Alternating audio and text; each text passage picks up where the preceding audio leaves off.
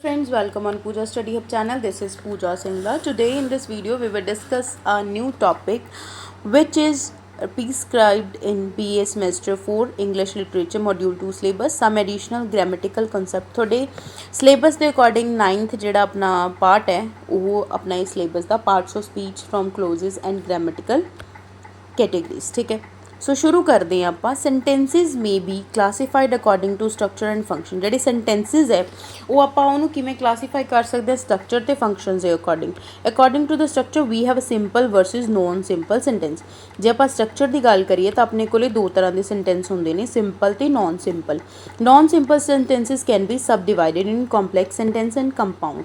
ਜਿਹੜੇ non simple होंगे ने वो अगे आप की है दो पार्ट्स के डिवाइड करते होंगे हैं, एक तो कंपाउंड होंगे एक कॉम्पलैक्स होंगे। हुण देखो कॉम्पलैक्स सेंटेंस की होंगे, complex sentence contains principal clause and subordinate joined by subordinating conjunction like if when until before. कहते ਜਿਹੜੇ कॉम्पलैक्स सेंटेंस होंगे उन्होंने एक प्रिंसिपल क्लोज होंगे तो सबऑर्डिनेट होंगे ने। सबऑर्डिनेट कंजक्शनस किद्दां दे हो सकते हैं if when until before after. Principal clause is that clause which is self sufficient. ठीक है, प्रिंसिपल क्लोज किहड़े होंगे ने जिहड़े आपदे आप च सैल्फ सफिशिएंट होंगे ने अबाउट इट्स मीनिंग, आपदे आप च ही पूरे होंगे ने कि उन्होंने किसी की लोड़ नहीं पैंदी। It does not depend upon any other part of sentence to convey its meaning. Subordinate clause is not complete in meaning. ਜਿਹੜੇ सबऑर्डिनेट क्लोज होंगे कंप्लीट नहीं होंगे, आपका मीनिंग कंप्लीट नहीं कर पाते। It needs the help of principal clause to convey its meaning. इन्हों की लोड़ होंगी है प्रिंसिपल क्लोज की नीड होंगी है ताकि आपका जो मीनिंग है प्रॉपर कन्वे कर सकन। Principal clause and subordinate clause joined by subordinating conjunction.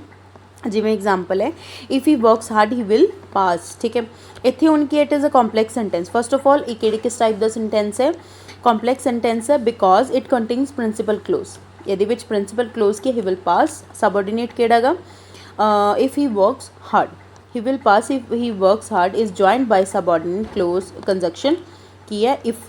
Clear हो गया इतों तक। नैक्सट की अपना कंपाउंड सेंटेंस की है। कंपाउंड सेंटेंस की होंगे that sentence which contains two or more sometime more than two coordinating clause joined by coordinating conjunction like but and so or yet for nor. Coordinating clause are complete sentence.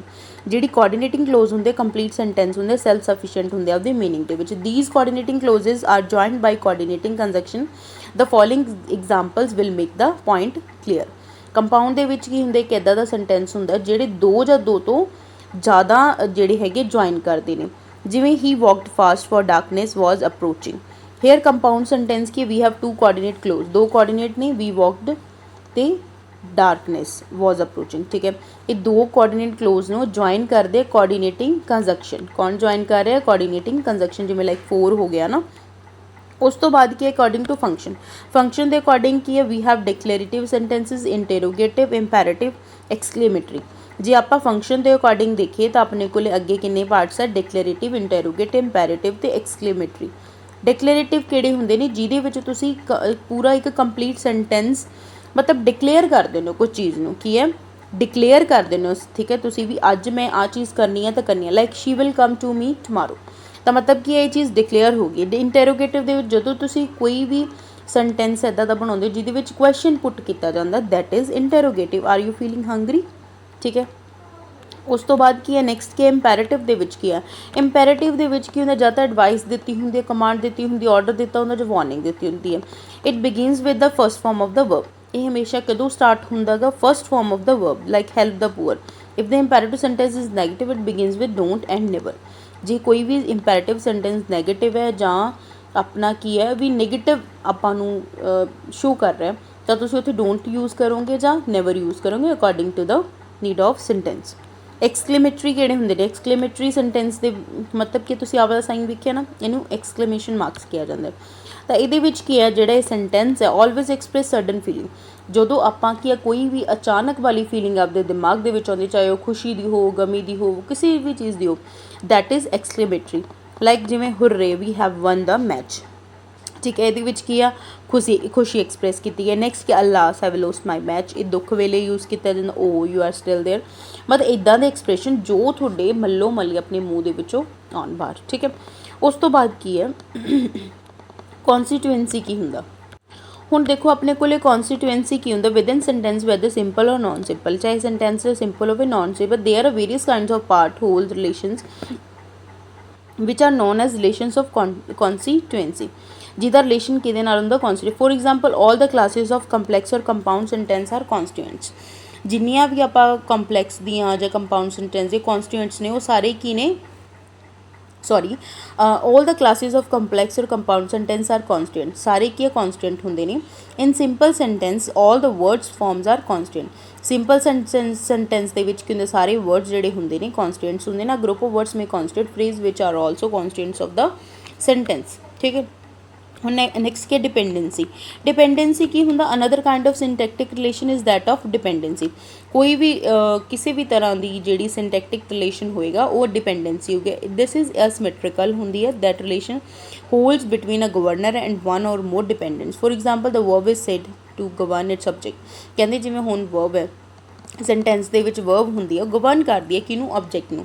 Light us take the verb see like all transitive verbs in English the verb see govern subject in what would be traditionally described as the accusative case, as it is clear from the sentence I saw him versus I saw he, ठीक है। so he is wrong because the verb see governs it object him, we cannot put the subject from the form he after the verb, thus the clustering of a controller with its dependence established implicitly or part of relation between each of the units and the cluster itself। constituency and dependency are not wholly independent variables, ठीक है। Clear हो गया। Dependence का मतलब ये किसी चीज़ से depend होना कि कोई भी सेंटेंस ਦੇ ਵਿੱਚ ਆਪਾਂ ਜੇ ਕੋਈ ਸੈਂਟੈਂਸ ਫਾਰਮ ਕਰ ਰਹੇ ਹਾਂ ਕੋਈ ਵਰਡ ਆਪਾਂ ਉਹਦੇ ਵਿੱਚ ਇੱਕ ਲਿਖ ਰਹੇ ਹਾਂ ਤਾਂ ਐਟਲੀਸਟ ਉਹ ਕੀ ਹੈ ਇੱਕ ਐਗਜ਼ੈਕਟ ਗ੍ਰਾਮੈਟੀਕਲ ਰੂਲ ਦੇ ਅਕੋਰਡਿੰਗ ਬਿਲਕੁਲ ਸਹੀ ਹੋਣਾ ਚਾਹੀਦਾ।